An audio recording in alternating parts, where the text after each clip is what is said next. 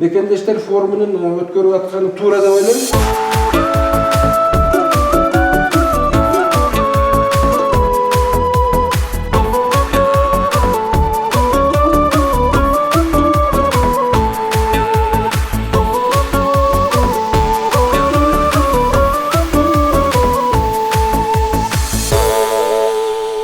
Ошон үчүн мындай мекендештер форумун өткөрүп турган, ушуну уюштурган адамдарга да мен мындай ыраазычылыгымды айткым келет.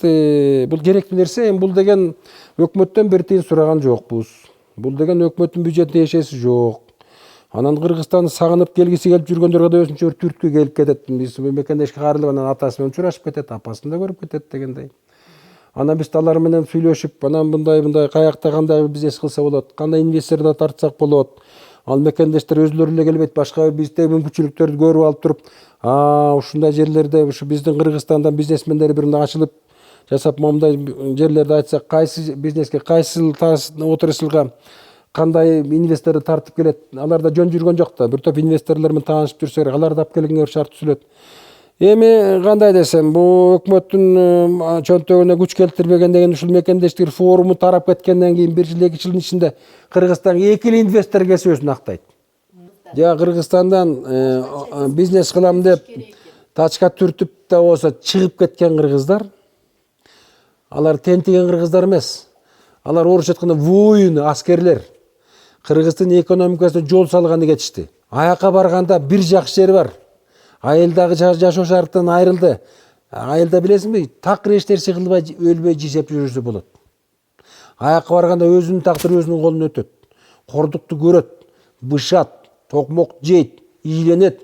Анан кийин күчтүү бизнесмен болуп чыга келет. Илгери тачка тартып барып, азыр миллионер болгон кыргыздарды көптөп угуп жүрөм. Көрүп да жүрөм кээ бирөөнү. Мекендештер форумуна ошолор келет. Ошолор өнүп чыккандар. Алар келип анан ошол кеткендер айылдын баарын азыр тиги ошто жаштар жок.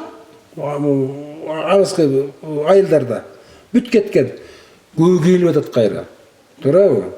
Анан негизи кыргыздар кетип калды, элибиз азайып калды деген түшүнүк да туура эмес. Азыр ички миграция, тышкы миграция биз кыргыздарга эле эмес, бүт дүйнө жүзүндө табигый көрүнүшкө айланган нерсе. Мисалы американецтер Францияга барып жашап жүрө берсе, америкалыктар тентип кетти, эч ким айтпайт.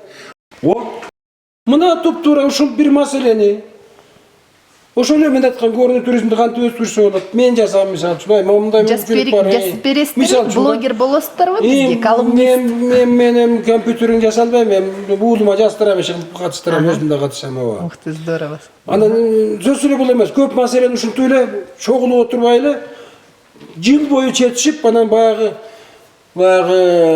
чечип бир топ маселени чечип алгандан кийин көрүшүп коюп турсак, тамак ичип, кичине кучакташып коюп турсак жакшы болот, чынбы? Туугандар жолуккандай. Жакшы идея кылып атыпсыңар.